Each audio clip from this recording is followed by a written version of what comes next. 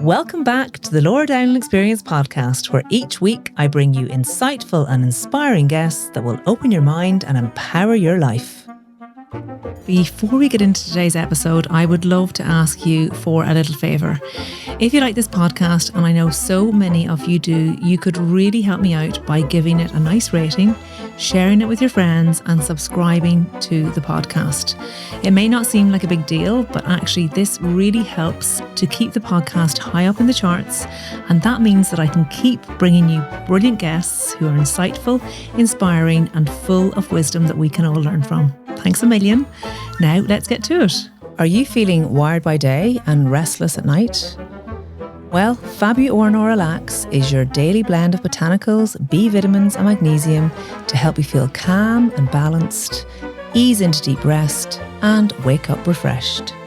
Check out our amazing reviews on fabulwellness.com, available on fabulwellness.com and in pharmacies and health food stores nationwide.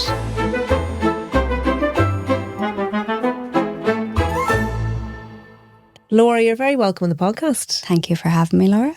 We are having a very important discussion today about eating disorders. Yes. You're a psychiatric nurse, and I would love this to be a really informative podcast for parents that are worried about their children, but then also for adults that are dealing with eating disorders themselves. Yes. Yeah. I think, first of all, because eating disorders and disordered eating can sometimes be mixed up, could you just explain the difference between the two of them? When it becomes an eating disorder, it is always that it is affecting their social lives, their relationships. It is making them very rigid in their thinking. It's isolating for people. Like an eating disorder takes over their psychological thoughts, their behaviours, and it impacts their entire life. So whether it's a young person, it's impacting on school. So whether they want to attend or, you know, that kind of aspect, or older can be not being able to work, not being able to look after your kids. So that's the difference, is that it has a really significant impact on your activities of daily living, is what we call it, but your life. Disordered eating can just be trying out your diets and then reverting back to your normal eating pattern and not becoming so rigid and strict and rule-based. For people with eating disorders, it's the rules and the voice in their head that's telling them to, you know, conceal things and hide things from their family members and hide things from practitioners that are trying to help them. I had this discussion with an inpatient today. Was the rational brain says I should comply with, you know, the recommendations that the lead dietitian is given or the therapist. However, there's always going to be that voice, and that's the eating disorder saying, don't do that because you're giving up control. It's a very serious mental health issue. Disordered eating can just be a period of someone's life. You know, you often, I suppose people can have things happen in their lives, very tragic, sad things, grief, you know, financial insecurities or disharmony in families, and they have a period of maybe their eating is affected, but eating disorder, again, it's biological, it's physiological, it's everything webbed into one. And is it mental health? Yes. So it's in illness? it's in the DSM-5, and they would have each one, so anorexia nervosa, bulimia, binge eating, and then the other not specific eating disorders, they'd all have an ICD code. So we can give someone an actual diagnosis on admission and on discharge. So we're, you know, as healthcare providers, we're audited by the Mental Health Commission, so they would make sure that we have to, you know, we can't admit someone with ambiguity over whether they have an eating disorder. And as I mentioned to you, there is an increase in ARFID presentations, which does have an ICD. What's code. ARFID, please? So ARFID is avoidant restrictive food intake disorder, and it's on, I suppose it's always been present, but since, I suppose, for the last decade, it's becoming more diagnosed because we're being more open about neurodiversity, about autism, ADHD, our sensory needs of our children, and ARFID is getting the recognition that it duly deserves. I had an email from a gentleman today who's never gone for any of the assessments, but he knows that he has it. There's, you know, it's when you describe your child as a fussy eater or a picky eater, but they never come out of it, and it leads into their adult life. And it can be just as impactful as all the other eating disorders. So does it mean that they only eat a certain 5 foods or okay? So I suppose back in the day you might have heard phrases like beige foods. You know, that my child will only eat beige foods, or my child will only eat foods that I cook, or restaurants that we continuously go to, can't try anything new. So instead now we're saying no, you know, that is a condition, like that is an eating disorder, and it has its own right to get treated as such. But when they're children and they're fussy, it's obviously different. I don't want to scare people into thinking that because their child will only eat beige food that they've got this disorder. Of course. So ARFID is when it leads into their adult life, is that right? Or their late teens? Yes. Or? So the research says usually 7 is the age of reason with a child where you can see if they're going to trial new foods. Okay. So you'll offer, and the majority of kids will not say yes to extravagant things that you put in front of them. But if they continuously say no or have very kind of physical reactions, that could be an early warning sign. And then you're talking about it going into adolescence. And like I said, it would be impacting where they'll go with their friends to eat. Where is a safe place? Where can they get kind of what they know they can consume? And it can be a very physical body feeling for people. Oils, butters are a big one. You know, the sensation going down their throat can really affect them. It can send them into fight or flight. They can freeze. They can dissociate during meals due to it. So you mentioned about the sensory issues. Yeah. So does that mean that ARFID affects autistic people more? Yes. So the research would say that ARFID is highly linked to neurodivergency, whether it be autism or any other kind of neurodivergent diagnosis. What I would say, though, to people and to parents and to people who want to get treatment is you don't need to have a diagnosis of any neurodivergency or autism to get treatment for ARFID. We will still treat you and we will still know what to do and how, you know, it's exposure work. It's kind of like CBT when it comes to ARFID. It's introducing them slowly at comfort rates. You know, so the consultant psychiatrist would give you the diagnosis and would kind of do the why this happened and why is it still happening for the person. But really in Lois Bridges, it's our dietitian Tamsin and our psychologists Denise, Anna, Rachel, who go through how soon you can introduce new foods, you know, the comfort levels. So it's like someone with a fear of leaving the house. Do they walk to the gate and then they walk down the road? And it's the same with ARFID. What food are you comfortable trying this week and how much of it? So if it's a meatball, is it a full meatball or a half a meat? And that is what we do. And it can be slow. Yeah, it can be slow. The other eating disorders, you know, anorexia is the one that always gets the most attention in the media, and for a good reason, because it's got the highest mortality rate. And I can understand that. But bulimia, binge eating, ARFID, they're all very serious and impact people's daily lives. Do you have any stats on people and in Ireland suffering from eating disorders, or do we even have an idea of it? Yeah, there's a lot of silence and secrecy around them too. Yeah, yes. And a consultant who I admired, Art Malone in Vincent, says there's a lot of people that haven't voiced. You know, there is that gap of how many are we missing. But I think the recent research says that 1 in 20 people have an eating disorder in Ireland. And at any given time, there will be at least, I think it was 180,000 people in Ireland will have an eating disorder. And most of them will only be at the beginning of seeking help.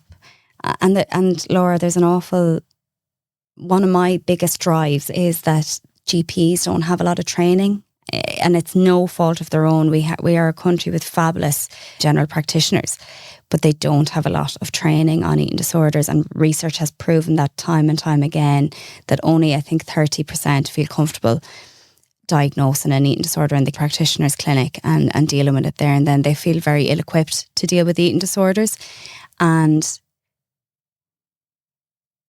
the government have said that, you know, we're going to have 16 hubs eventually of specialised eating disorder clinics. But at the same time, we're only up to 11. 3 are still being rolled out at the moment. There's a strong demand for inpatient beds. There's a strong demand out there for people to have a multidisciplinary team that's specialised in eating disorders. But the likes of Cork and Kerry would be where we get most of our inquiries from, because they have very little resources down there. How many beds are there available in Ireland, both public and privately? So privately, I'm not sure. So there's ourselves and there's 2 other private hospitals in Dublin who can treat eating disorders. Publicly, it's 3 adult inpatient beds in Ireland, and they're on the south side of Dublin. Sorry? 3. And it says... for 180,000 people, there's 3 public beds. So it says at any given time we should have an inpatient adult bed number of 23, and we have 3. So that has been documented again and again, and yet there's been no call to action about it or anything. Like, there's all these plans, and every time the Vision for Change gets redone, there's a promise of more beds and more hubs and more specialised practitioners in the community. There's a massive difference in when I trained in being a psychiatric nurse than there is now. I worked in the institutes, so Brendan's and Lomans and all those. And now we're very much trying to catch people early and out when they're living their lives and try and help them to maintain that autonomy and the freedom that they deserve. Yet we don't have specialists in community mental health teams. So Cork and Kerry refer to us, and sometimes clients get HSE funding because the community nurses down there don't have any eating disorder training, which is... Christ. I'm rarely stuck for words now, but that's a significant gap in where we need to be. Can you tell me how a parent could spot that their child may have an eating disorder? Yeah. So the biggest one is the secrecy and the isolation and wanting to hide it. So there is usually a lot of shame around eating disorder, and it is control. And eating disorders come from either trauma, anxiety, perfectionism traits, psychological factors like bullying.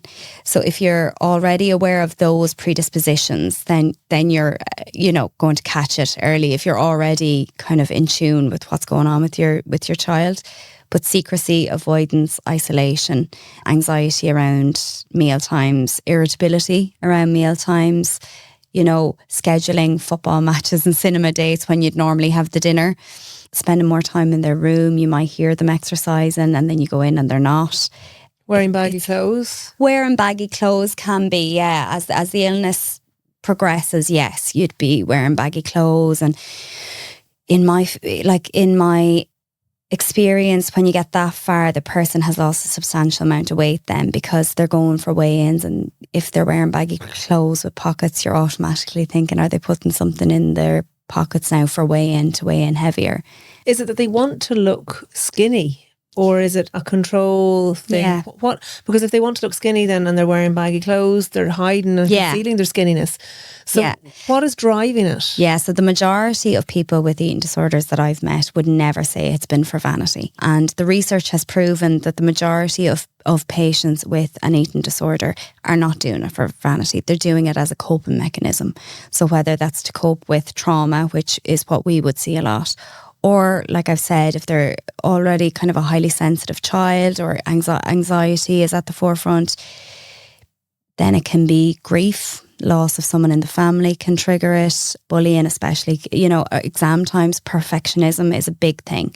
So a lot of clients with eating disorders like things to be rigid and like things to be black and white and like things to... They don't like failure. And that's when the eating disorder can really take a hold, because you can watch the scales go down, you can watch yourself get thinner, and it's given their brain what their brain is seeking in that moment. Gosh. And it can quite entrench their brain.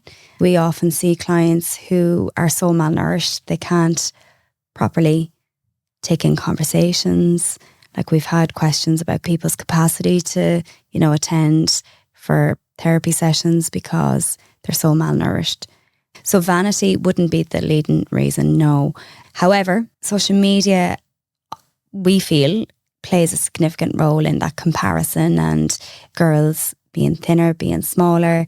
There was a long period of time there of body positivity that kind of verged on us celebrating all bodies. And now we seem to have reversed a little and kind of regressed. I don't think that the GLP-1s have been helpful in that way, although they're excellent for what they were made Yes. for, which is treating obesity, helping with diabetes type 2. But I think we've gone the other way now, that because these, and people call them the skinny jabs, are available and readily available to people who have money, and actually, interestingly, not readily available to people who probably need it. Yeah. I think that they have definitely propelled this skinny is back in thing. Is it mainly females that suffer from eating disorders, or what would be the stats there? The stats say that males represent between 10 to 25% of ED presentations. However, from the referrals I get in, or questions or emails I would get, I think it's more. Today, for example, the 2 inquiries I had about help were men. But I always try every month at least to get someone in with lived experience, and especially males, because I find it can be very liberating for the male residents. But I think it's really important for males to have a voice in this area. So the Ozempic is fueling what you've said, is this skinny talk, and heroin chic is back from kind of the 90s, the 90s, early 90s. But also you have the other end, which is not talked about enough, and that's the pressure on males to look a certain way, and the gym culture, and the protein intake, and I can't even pronounce it, the creatinine. Yes, my husband says I pronounce that one wrong all the time. But there is an awful pressure on men to look a certain way, and to be bigger, and to be stronger and healthier.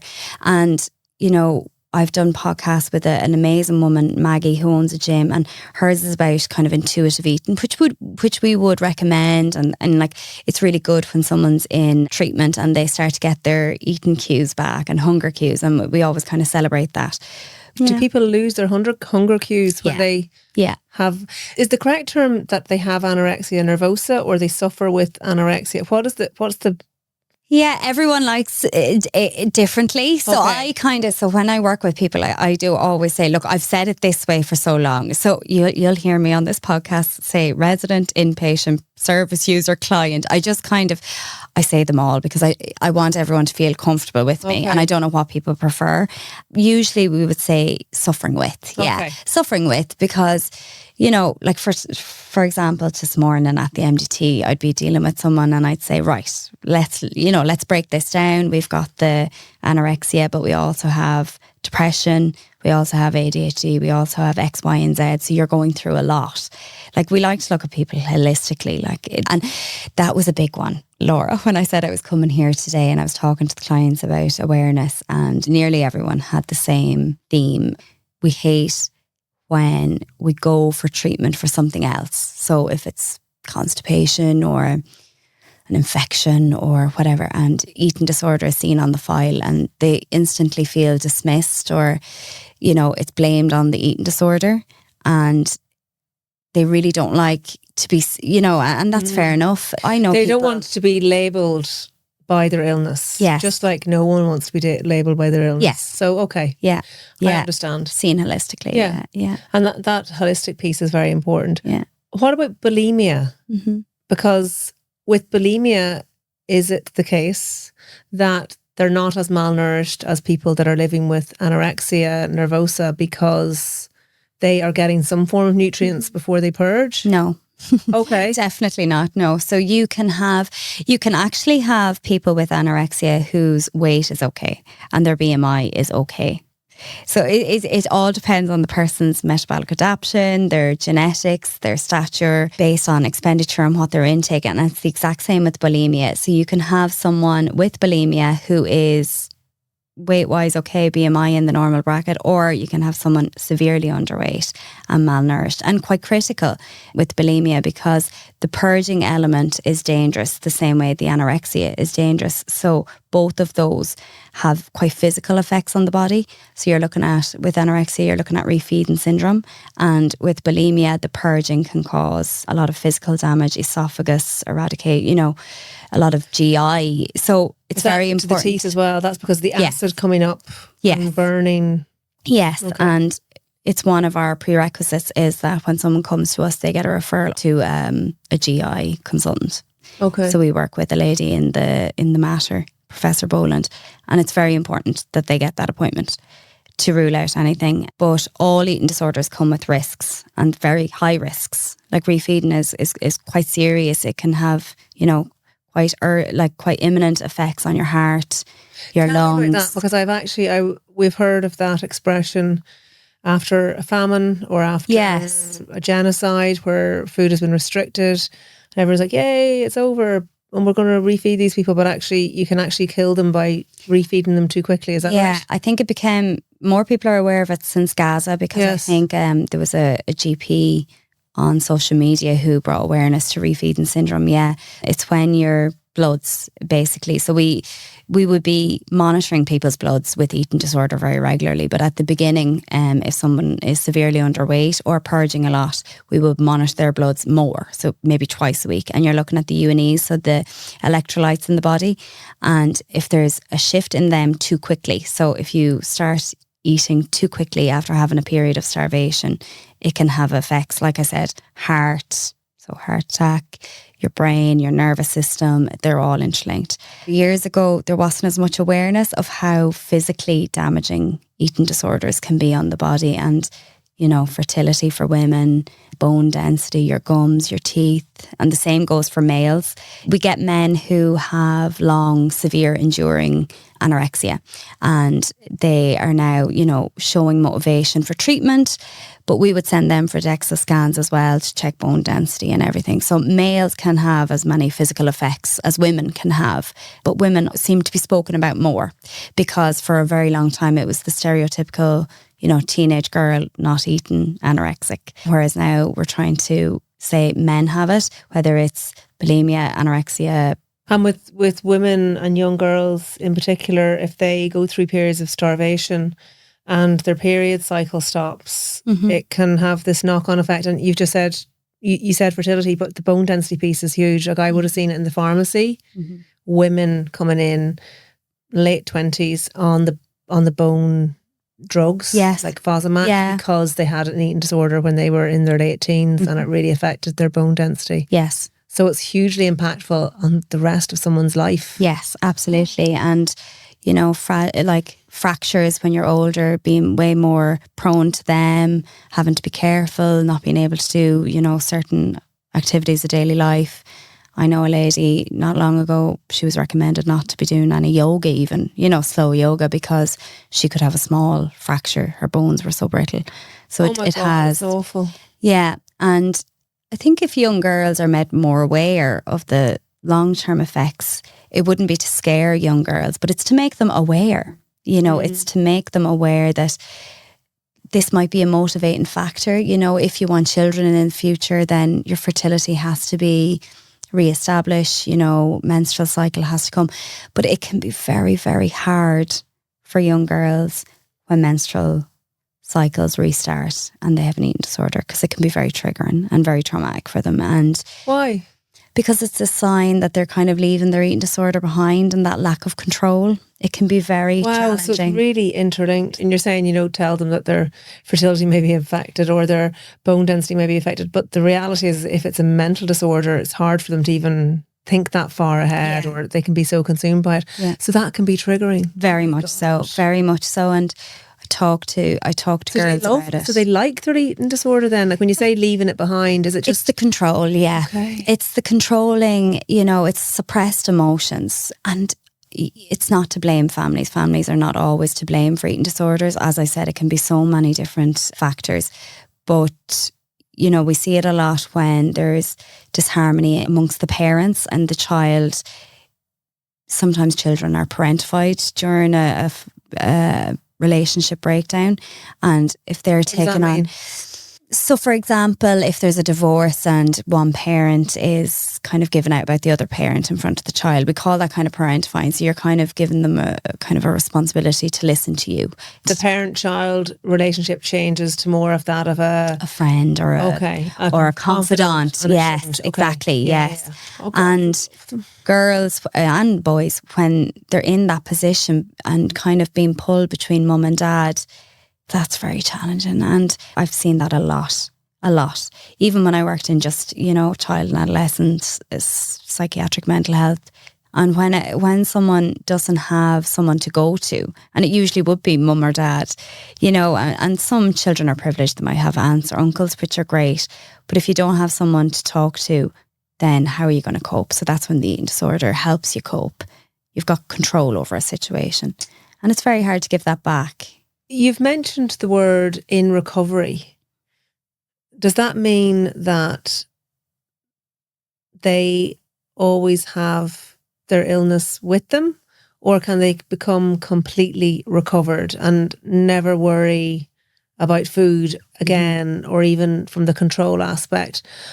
I would think, and I know nothing about this topic, which is why I asked John, that if someone has had an issue like anorexia or bulimia, or food has been something that they've become preoccupied with, even for a couple of years, that it's hard to then just throw caution to the wind and become the opposite.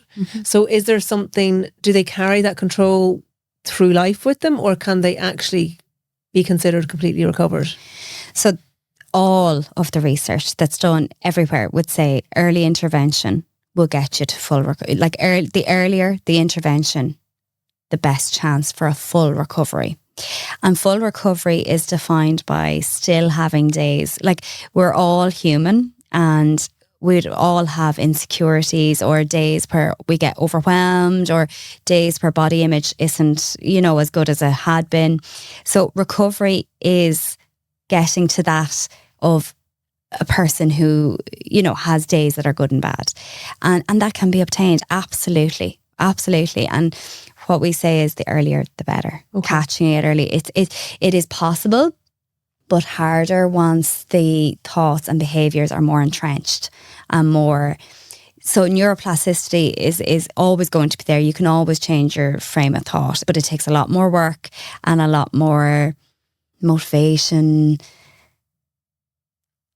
and long-term therapy, really, to get into recovery the longer you've had it. And what does it look like when someone is admitted for care? Because you've mentioned outpatients, and you've mentioned inpatients, and you've mentioned the community and lack thereof of services. So, for instance, I have anorexia. How do I get cured, or how do you help me? Yeah. Or how am I helped in general, either be public or private? What happens? So the advice would be to go to your GP, and some people are lucky and have a GP who is very validating when they go in and will help get a referral into them. So whether that's into the adult mental health services, if it's a child or an adolescent, into the CAMS mental health services, or to us if they have insurance or have HSE funding. So when you come to us, it is having an assessment with the consultant psychiatrist, which will be the same in the community. So you'd still be being assessed by a consultant psychiatrist. And then the two primary therapies are working with a really good specialised dietitian. And that's the piece that can be missing in the community, which in private settings, you're going to know that they're a specialised dietitian with eating disorder specific experience, and also a therapist who's got eating disorder experience. So it's therapy in itself, psychotherapy, psychology, work wonders for mental health. But when you've got an eating disorder on top of, like, it can be comorbid, like other mental health issues can exist. So if someone has an eating disorder, it doesn't mean that they wouldn't have depression or anxiety or PTSD or anything. So if you're coming to a specialised centre like ourselves, the therapist would need to have experience dealing with eating disorder, trauma and anxiety, and specialising in CBTE, for example. So CBT is the exposure therapy for fears and for getting past kind of challenges. The E part is enhanced then for eating disorder specific. But when you have someone looking for advice, that is when they need to get in for treatment. So any delay at all can lead to disengagement, because the self-doubt, the anorexia, the bulimia, the binge eating, all the voices of the eating disorder will say, oh, that was a mistake, shouldn't have contacted that person, I'm leaving. And that is where the HSE doesn't catch people. So they get referrals in, and then people, DNA is called, or did not attend. And that pains me. So I read recently, I think it was the Irish Times, waiting times for assessments with eating disorders are down to 26 weeks. And I'm like, that is such a long time. That is a massive amount of time for someone to physically decline or to psychologically say, no, I don't, like, I'll just keep going with the way I'm going, it's fine. So when people ring me, I try to empathise with where they're at, where they want to be, how we can help them, which layer or tier of treatment is best for them. Inpatient isn't for everyone. Day programme, do they want to attend 2 days a week or 5 days a week? Outpatients, who do they want to see? Do they want to just see a dietitian? Do they want to see a dietitian and therapist? What does a dietitian do other than everything? Begin the process of refeeding, but how do they do that? They are literally essential to eating disorder recovery. So they look at what a person's, calorie expenditure is and what their intake should be. And like you just said, Laura, they are instrumental in refeeding and how slowly things should be added. So whether it's a quarter portion of a meal, or are they okay now to go on a half portion? Then there's different snacks. So there'd be snack list 1, 2 and 3. They're all different kind of calorie dense foods. They're the ones who'd be looking at the bloods nearly more than medical. They're the ones that come up with the meal plan that the patient is comfortable proceeding with. Do the patients actually eat the food when they're in there, or is there an aversion as well? Because I have known people that have been in psychiatric care with an eating disorder in group therapy with other people that have eating disorders, and there's almost a competition to see who has lost the most weight or who hasn't put on any weight, because they do these weigh-ins in front of each other and things like that. So there's a competitiveness even in treatment. And I've seen that, yeah. Okay. So I've seen that, and I suppose it all depends on how it's managed, and it is up to the practitioners to manage those situations. The situations like that can occur. We try to get people who are motivated and going to cooperate with us and get a bite, really break it down for them, see what they're comfortable with on admission, and say to them, like, what's your long-term goal? Get family involvement from the get-go. Families can be really, really instrumental in someone's recovery. So even if they are a trigger for people initially, whether it's, fights at home or whatever, once you get family invested on the treatment, it can really improve someone's trajectory. But there are periods of distress and physical distress at mealtimes. And our nurses on the floor, we have 2 that are the most experienced, Alicia and Emer, and then we have lots of other really, really good skilled nursing staff. But they would manage that distress at the table and try and, make it as comfortable as possible, bring the person out, talk to them, try break it down for what's going on for them. There's a physical almost reaction that some people have, that they literally cannot swallow. Yeah. They gag with food in their mouth. It becomes so all-consuming. We had that not long ago with a girl, she got past it. It was a period of heightened anxiety, and like you said, it's physical. It's a physical reaction, so it's very normal for people to say, there's something wrong with me. My body is, I'm gagging, I'm not able to swallow, there's something wrong. But once we have, the consultant gastro saying, no, you're fine, we can kind of say, right, this is the psychological part of exposure with food and the increase in the meal plan and working with us. And people do get past that. God, there's so much to it, isn't there? And everyone can have bad days. Like, people can be doing well for so long and still get distressed at a meal or a snack. And that's okay, because it's how they've coped for so long. If you had a broken leg, it's easy to treat. Eating disorders are not easy to treat. They're way more complex. People fall off the wagon as such, I hate using that expression, but would they be in recovery and be doing well, and then something might happen in their lives that triggers it and they go back down the rabbit hole? Does that happen often? What's the readmission rate? The readmission rate, yeah. So that's a really good question, and it's one that I would love to look at. But I mean, relapse and early warning signs of relapse are very specific to the person, and it can be, do people trigger them? How often are they going to be around them? Have they grown the strength to put up boundaries and walls to protect themselves from these triggers? Or is it something like work? So what accommodations can be made? And we've had people who we've had to work with OC Health for a person and say, no, they need these provisions. And that's occupational health, by the way, guys. Sorry. She's using all these medical terms. I should have said cut in earlier, but she just kept talking. She said MDT, that's multidisciplinary team. Yes, but working with people to try and prevent relapse But when it happens, everybody's different. And I always say to the person, I hope you don't mind me saying this, but it's a blip. It's a blip in the road and we'll get by it. Like if a person has done the 12 weeks of residential or however many weeks is recommended for that person and they go home and they relapse, it's just a blip. We'll get back to where we were in a shorter amount of time and try just keep the hope going because they can. And like I said, we're all triggered by different things and we all deal with things differently. And the more coping strategies we build, the more resilient we'll become. Do often these people need medicines like antidepressants or anti-anxiety medications? Would they often be prescribed them? Yeah. In conjunction with the treatment that they're going through too? Absolutely. So there is DBT, Mantra, CBTE, the Maudsley model of care. I can do Decider or RAP. And I would do that with clients. So when I'm at the MDT and someone's coming up towards discharge, RAP is kind of relapse prevention basically. It's a program to try and identify kind of your early warning signs and your triggers and how you're going to deal with them. But medication can play a massive part in eating disorder treatment. So because eating disorder is not the only mental illness you can have at the same time, a lot of people would have depression. So antidepressants get used. Low dose antipsychotics get used to increase appetite. That would be quite widespread throughout all the different hospitals I've worked in throughout the years. So certain antipsychotics at low doses can help increase appetite.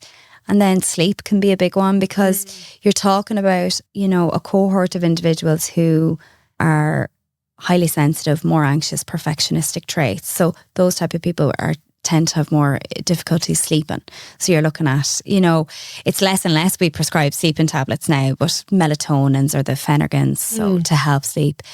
Would medicinal cannabis ever be prescribed to help to increase appetite and reduce anxiety? No, and we don't recommend it at all. Do you not? No. And why is that? Because we don't know the effects it's going to have on kind of long-term, mental paranoia. health. Will it lead to, it's just a feel that, we're not. Yeah, no, totally understand. Yeah. I'm going to go through a few questions that come in because I feel that I just put this out about an hour ago and there's hundreds of questions. So how to encourage a friend to seek help? Always remain non-judgmental and non-confrontational with someone and just keep trying to tease it out of them. You know, just say, look, I've noticed you're a bit stressed around food.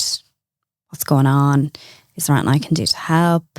What I find with people is sometimes Irish people especially, we're not good at saying we're angry about something. And sometimes that's the biggest emotion we all have is frustration or anger or pent up kind of. And actually asking people, it can be quite jarring. Like I just say to people, why are you angry or what's causing anger or frustration for you right now? And they can be like, nothing, no, everything's fine. I'm saying, well, something is. So start asking them in different ways. Do you know, would you go see your GP? I'll come with you.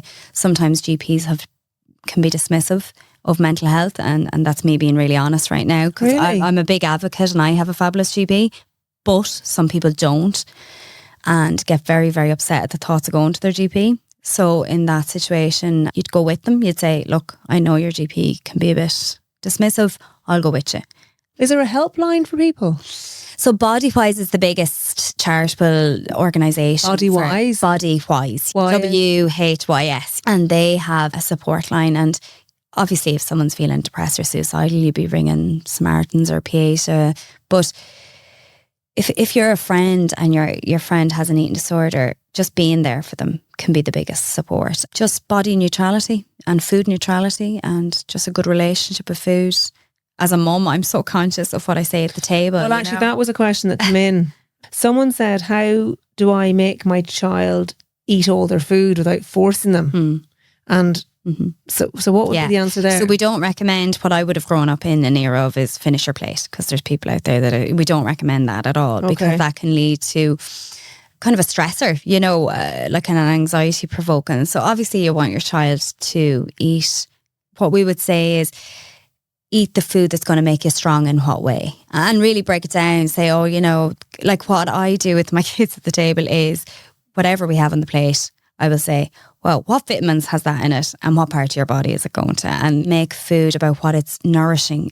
That's the biggest piece, about how it's nourishing their bodies. You know, body neutrality.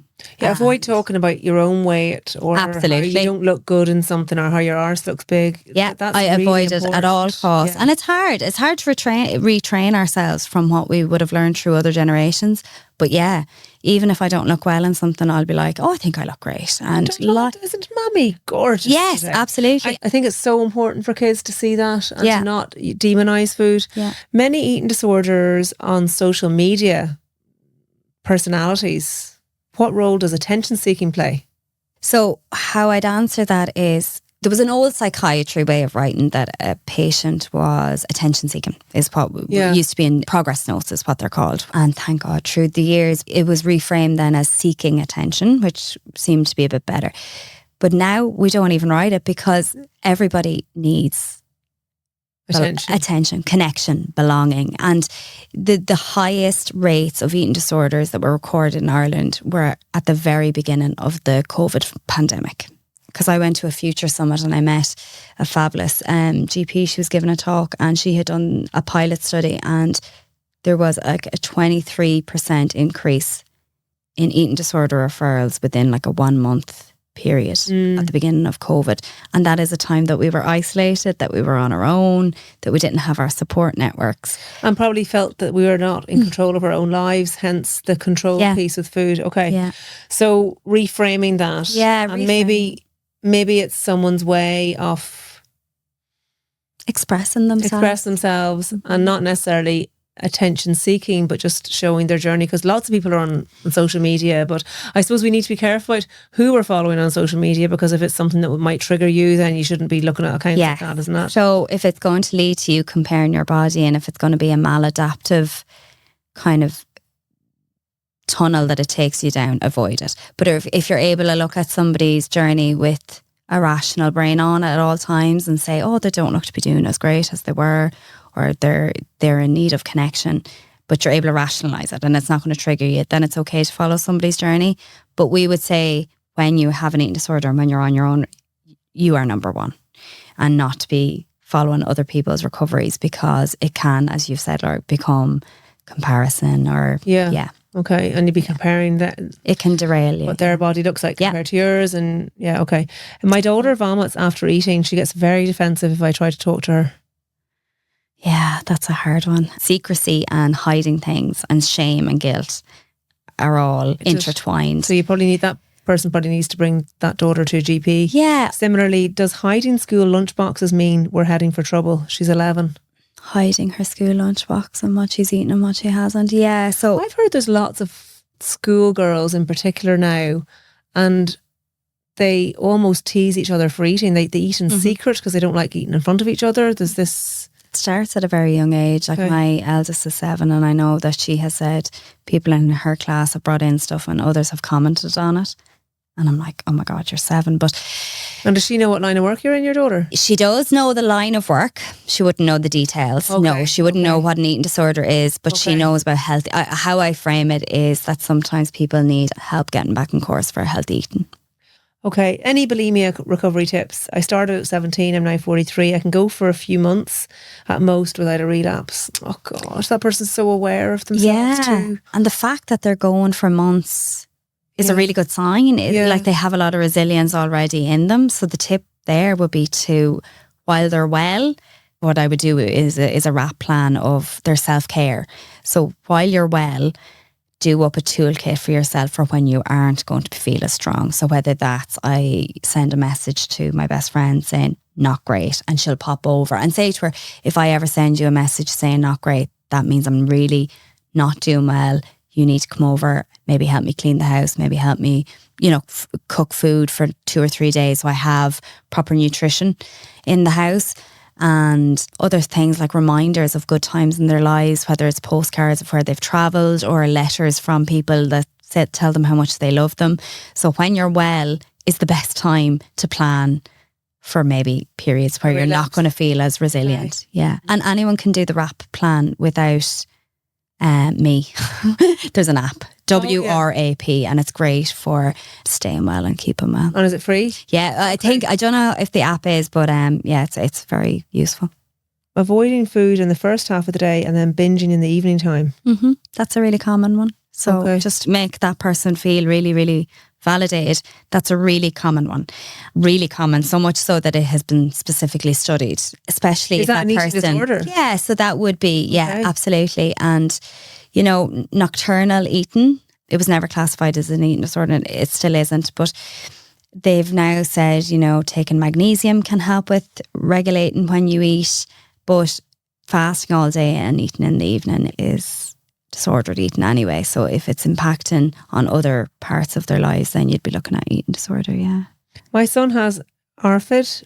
Why isn't it taken seriously? Taken off the Care D's website, no pathway? Because there has not been enough public attention brought to ARFID, definitely, without a shadow of a doubt. Okay. I am very lucky in the job that I'm in, that I'm able to, you know, speak to private therapists. And there's an occupational therapist, Teresa Foley, who kind of specially treats ARFID, and it should get more recognition than it is currently getting. Like you're talking about one therapist that treats it. That's the fact that I can pinpoint, yes. Jesus. Now there is a support group, and I'll actually, after this, I'll give you, we've had clients who find ARFID very isolating because it's not spoken about as much. Okay. And I went and I did so much research. 1 month I really hyper-focused on it, and I was like, I'll find advocacy groups, and I did. I found Irish ones. Yeah. Okay. And really good for parents, yeah. This person has said, though, is there really any hope? Over 20 years with the condition, I'm like a corpse. There is hope. Even at that 20-year hurdle, there is always hope, especially when, you know, that person has supporters in their lives, whether it's family or friends or colleagues. If you can find connection with people, you can always find hope that will bring you back. And yeah, it's very hard when it gets to that length of time, the exhaustion, the pure exhaustion from having no nutrients. Yeah. Very few nutrients. And the same thoughts over and over again, the repetition. It must be all consuming and absolutely exhausting if it consumes your day. It is. Well. And it stops people from going out, going to weddings, going to the shop. It stops people from, as I've said, like going to work. And I remember this really shook me was, we had a nurse a long time ago now, but anyway, we had a nurse, and her biggest worry was about going back to work and people's questions about why she'd been off, where had she been. So we had to work with her for weeks, and I'm telling you, weeks on things that she could say that were, you know, comfort level for her, but the fear of other people's judgment and perceptions. Yeah. So much to unpack, isn't there? Like there's so much stigma. Yeah. It's still in Irish healthcare there is still a lot of stigma. We've made so leaps and bounds, like it's a completely different landscape than when I was even training. But we're still so lacking. Long way to go, yeah. What to do when parents are colluding with the patient? Often seen in cases of anorexia nervosa. Have you seen that? Mm-hmm. So what do you mean? What do the parents do to collude? As in, sometimes you can have a family member, whether it's a parent or extended family, who, you know, they might be suffering themselves from mental illness or some sort of maybe, you know, psychological condition or personality, and it can enable the young person with the eating disorder. So, you know, those dynamics, like, at that stage, you'd need family therapy. And sometimes family members aren't in a place where they're willing to admit that they have their own issues. And if they aren't and they can't put in the work, that leads to a very tricky situation then, because they're constantly going to trigger that person with their eating disorder. So, yeah. Can pregnancy trigger a relapse as well? Because if someone gets well, they get pregnant, obviously you put on weight with pregnancy. So can it trigger a relapse during the pregnancy or post-pregnancy or both? Or yeah, so absolutely. It's to answer all that, yes. It's to all of them. And while someone is pregnant, really they should be being monitored, you know, at least weekly with their dietitian and their therapist. And some people after the baby is born are just so filled with, you know, the good hormone, you know, the oxytocin, you know, and they're actually doing really well and they say, right, I don't need you for a while, I'll disengage, I'll do a check-in. And then there are a lot of women who experience postnatal depression and anxiety. Their eating disorder can take hold then. So I suppose it's important to understand that could happen and to put in place the measures, like what you're saying. Yeah, the supports. Make sure that you get help and seek help early. Okay. Yeah. We had a fabulous dietitian, Roberta. She hasn't left us, but she's specialising in pregnancy and dietetics and eating disorder. And it's a really interesting field because it's quite intricate, like getting it right for people during pregnancy, because your body needs so many different vitamins and nutrients, and the baby will take what it needs, all these. Yeah. They said, is it an addiction? If you have an eating disorder, are you always in recovery? Is it like addiction? It's not classified as an addiction. However, as we've said, it entrenches in people's behaviours and their thoughts, which addiction also does. Autism and bulimia connection. See the literature. Mounjaro use for stopping the bulimia food noise. Yeah, so I listened to a podcast the other night about that, and the research is that they stop food noise, but there hasn't been enough research to prove that they're useful at all, if they ever will be, for the food noise that people with binge eating disorder or that experience. So it's an area that is completely in the grey at the moment. And the binge eating is an eating disorder in itself. And is that binge eating just for this without purging or binge eating with purging? Does it matter which one? Not necessarily. So I suppose bulimia would be the one we'd most associate with purging. The binge eating you can have completely without any vomiting at all, and it's the short, intense period of consuming high calorie foods. Sometimes people don't remember. It can be that, they can be in that heightened of a state. Or some people, like we've had people who've said to us, I've done it and then I'll make myself sick just so I don't get up during the night to get sick, because I know that I will. So the purging is kind of a treatment for nausea that's going to come during the night. Okay. So binge eating can be very debilitating. And how do you break the habit of binge eating? What we do is try and normalise eating at regular times throughout the day and not saving it all for when. So, you could have a massive period of emotional dysregulation, but you're not going to eat. You're going to talk to the nurse during that, or you're going to go call your therapist, or you're going to go out for a walk, or you're going to go for a swim, rather than eating at that time when you're in that heightened state. So it's pulling away. So you're going to eat when everyone else is eating. And if you're distressed, you don't have access to kind of just eating whatever you can at that time. And does everyone that has an eating disorder, do they all need therapy and care under a medical team, or can they get out of it themselves? In general, you need help, you need support, and you need treatment. It's much harder and nearly impossible to do it completely on your own in isolation. Because they're very aware of it. Like even the messages that are coming in, they're very aware that they have it. Yeah. So where does the connection come between I'm aware that I have it and I need treatment? When you work with the therapist, it's where did it start? What traumas have you? Like a lot of us would say we haven't had traumatic events, but then we go into therapy and we say what we've endured, whether it's, a big death when we were young, somebody in the house with alcoholism, somebody in the house with, suicidal tendencies or abuse, obviously sexual or physical, that we've suppressed, that we think, oh, I processed that, I'm fine now, but really you haven't. And it's in therapy admitting what's happened and how in the present day it's affecting you and where you want to be and how we're going to get you there. So it is working with someone. It's very collaborative. It's a very cooperative process. It's the therapist getting you to think about why you're doing these behaviours and how you're going to break it. Because everybody cutting the ties with their eating disorder behaviour are going to cut ties in a different way. So whether it's, are they going to plan their day so that they can't go to the shop? So like a single mom or a single dad, I'm going to collect my child from school and we're going to go home, so that I don't have that opportunity to go to the shop and stock up on treat or 4 tubs of ice cream or whatever the case may be. So it's talking through with someone your plans and making it make sense, like rationalising how wellness is going to look for you and how we can make it possible day to day.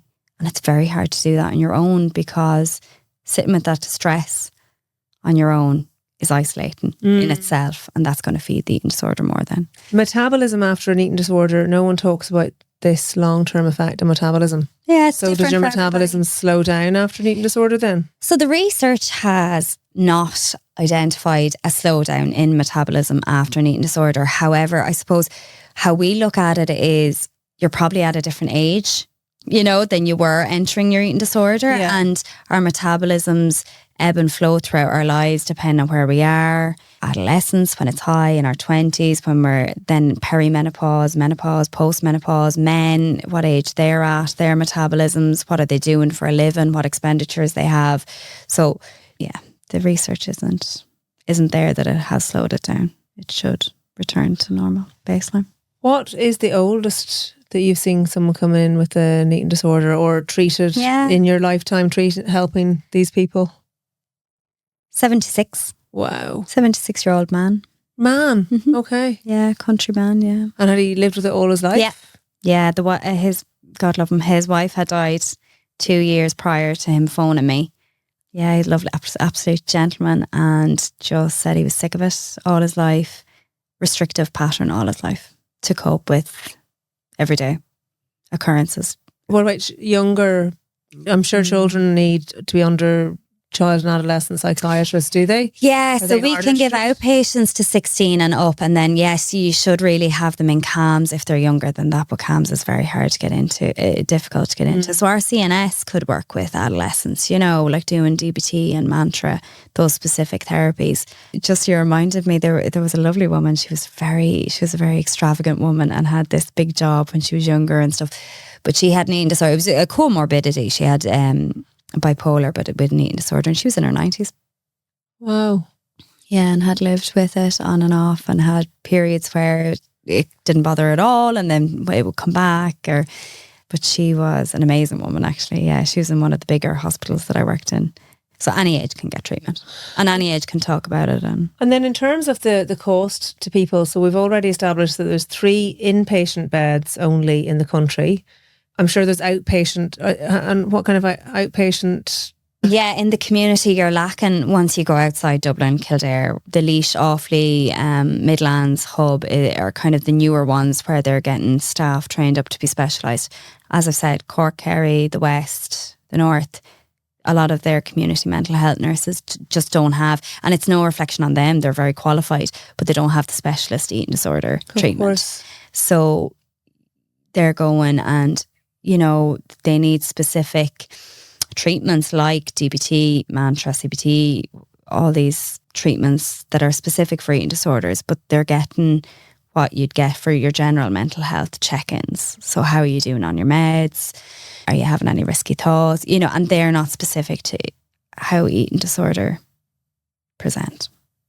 So you mentioned if you have HSE funding, you may be able to get some kind of contribution towards. Yeah. Does sometimes the HSE cover the whole cost of the stay? How does someone qualify for that? Yeah, so really it's how engaging your community mental health team are with you, and if you're lucky and you get a good community mental health team that are proactive. Just said if you're lucky. I know it is though, Laura. Lottery, really, isn't it? It is, Laura. It is very much dependent on the community mental health team that you get. I won't name, but there are some that we never get referrals from, and then there are others who are so proactive. Like I have, I will name the good ones like Kildare and stuff. You get emails saying like, we have this girl, we don't have the specialist, what can you offer? This is her presentation, this is what she's willing to do, can you work with her? And even that can mean the world to the beginning of someone's treatment, because I will touch base with the person then and just say, look, come on up and meet the place, come on up, we'll give you a tour of Lois Bridges, you can meet the CNS, blah blah blah, and it gets engagement from the get-go. And how much does it cost then if someone isn't under the HSE funding? If you're in treatment with the HSE and you look for funding, I can't understand why they should refuse it, because they have spent millions on 13 or more million on sending people abroad to the UK and everything for specialised treatments. Now, I know that the private eating disorder treatment centres in Ireland can't NG feed because you need a lot of medical oversight for that. So However, that's nasogastric feeding. yeah, I mean, the HSE should fund you. Obviously, if you've got health insurance, you can get cover in ourselves or the other private eating disorder treatment centres. Self-payers, then you're looking at, like, if it's the day programme you want to do or if it's residential, you're looking between 300 to 500 a day, depending on what tier, you know, is most applicable for you. So it's not cheap. No, it's not. Are you inundated then with people looking for help? The biggest inquiries we get are people who are looking for the HSE to fund them. Okay. And for us to put in proposals, which I do. And some community Does that take a lot of time to do the proposal? No, not really. Okay. No, once I know the person's general presentation and I know the community team, no, it isn't. But it can take a while for the HSE. Some areas in the country are slower to get back to you about whether approval is going to go ahead. But if there's only 7 beds in your place and then what, I assume a small amount of beds in other private Yeah, places. you're looking altogether, I'd say we're 30 beds between the private hospitals, I'd imagine. Not much more. So I'm just thinking, like, how do people get help? Mm-hmm. Yeah. It must be very sad and frustrating for families as well to try and Yes, and get people care. a big one I hear all the time, actually, is that in the community you're seeing doctors, but never the same one. So especially... we hear that in psychiatry anyway. I wouldn't have heard that because the doctors do a 6-month rotation, so people feel that they're spilling their guts to someone, and then, you know, the next time they're having to unravel it all again. So, however, I think with eating disorder, yes, the 6-month rotation, and that's what I would be used to in the hospitals, is the 6-month rotation, and in the community is the same. But I think with eating disorder, the turnover is even higher of who they see. Like, they don't see anyone regularly at all. For even that 6 months would be great. Like, I have an anecdote.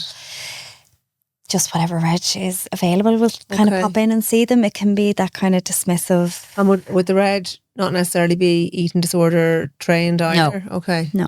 When you said about them the private practices not being able to do nasogastric feeding, is that because it requires too many people? Yeah, it just needs a lot more medical oversight. Okay. And as well, so unfortunately some patients need involuntary NG feeding, so against their wishes, which is restrained NG feeding, and that's very specialised, and that's a hospital setting, and it's not really done in Ireland as much. It has been done in Ireland and can be, but it's a very kind of, you go over to England. So it's the treatment abroad scheme, I think is what the HSE term it. If you have to restrain someone to get a nasogastric tube into them, the trauma. But also, you're hardly going to be able to get that person onto a plane to get them a broad treatment. So I would assume that they're being brought in via emergency. Yeah. Okay. Yeah. Okay. Yeah. And then people that will go to a clinic like yours or any other private clinic, they're at the stage where they want help. They're not being forced to go, or they're not going under duress. Yeah. They recognise that they have an issue and they're willing to try and come to the table. Yes, exactly. Okay. So we have to have some sort of, they have to want to work with us. I know that they're really sick when they're going to you, but when they're even more sick than really sick if they can't even see that they need help, or they're past the point of being able to make that decision for themselves. Yeah, it can be it's really fleeting motivation that gets a person with eating disorder in, and it can be a little bit more confused after this podcast than I did going in, just because it's such an extensive, it's complex. It's a really complex, so nuanced mental illness. Yeah, and I feel, in one way, it has been great, and we've given people lots of information, but I love to be able to give people answers, and I feel I haven't been able to do that, apart from spotting the symptoms and knowing that they need to go and get help. But it's a really heavy topic, isn't it? It is really heavy, but hope is there, and recovery is always possible, and just engaging with treatment at whatever level you're at, and even if you're not at a level where you're willing to admit the extensity of what you're doing at home, or even if you don't want full recovery in that moment in time, going and seeking any sort of support will get you on a better road. GPs, if they're being dismissive, go to a different one, get a second opinion. go see a psychologist or a dietitian, because they can refer you in. So it doesn't have to always be a GP. Like if I got a referral from a really good psychologist or psychotherapist or a dietitian, I would take that under that remit as well, does it? Yes, okay, absolutely. And some of our best practitioners are psychotherapists.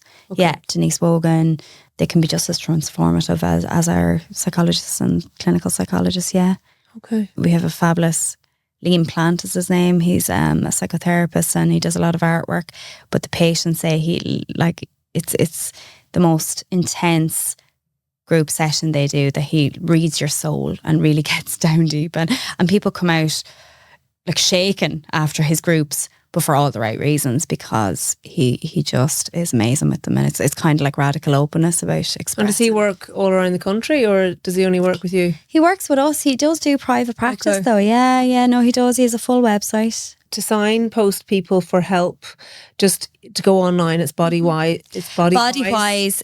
They have a helpline and a crisis line and loads of resources. Harriet Parsons is one of the founding CEOs, and so when you brilliant. say resources, that things that people can read. Yeah, and they do a lot of free webinars, a lot of free support groups, same as us. So we try as much as we can to do free stuff for people. So free webinars, psychoeducation for families, peer support, or even Alicia, the clinical nurse specialist, she does online DBT, online mantra, and just let people get a feel for it and see, do they want to, do a bit more and invest a bit more. And yeah, it's a great, especially for parents. One of our psychotherapists I've mentioned, her Denise, she's offering supports to schools and to parents, free.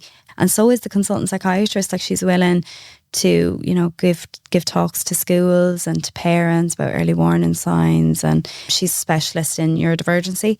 So she does autism and ADHD assessments as well. So she's really well equipped to blend that. And yeah, it's pretty, especially for girls. I know I keep bringing up girls, boys as well, but I think girls, there's a higher rate of them. And I sent her actually a recent article of the masking that girls do. They're way better at masking their issues than boys. It's kind of a generational expectation that girls are going to be quiet and sit at the desk in school and do their work, and you'll see them stimming and fidgeting. I think it's the nature versus nurture with girls all the time. I think what is nature and what is nurture with them, because I think women instinctively, well, they've either been taught to mask their feelings or... Is it nature? I don't know. Yeah, that's another podcast. Yeah, and it can be the same for men. I have met many in my personal life, never mind professional, who are detached from talking about emotions. Because they weren't taught to, and the role models they had as men didn't openly express their feelings. And if that was one thing I could say to any of the parents who've sent in any questions to you, is to keep the dialogue open with your children as much as possible. And talk openly about your feelings. Let them see the full realm of emotions, all of them. Obviously in a calm manner, you don't, but if you're feeling angry, say, I'm feeling angry right now. So what I'm going to do is I'm going to take a minute out of this situation and come back to you. And children will feed off that and be able to say, oh, well, I'm feeling angry. And it's really good for them to voice all the emotions and learn ways to process them healthily. That will avoid eating disorders, as much as possible. Laura, it's been really interesting talking to you, and I think it's really highlighted the complexities of this illness. And for anyone that is living with it or worried about it, I think the resources that we will put in the notes for this podcast should be something that will be of interest to you. Laura, can I ask you what advice you give young people today?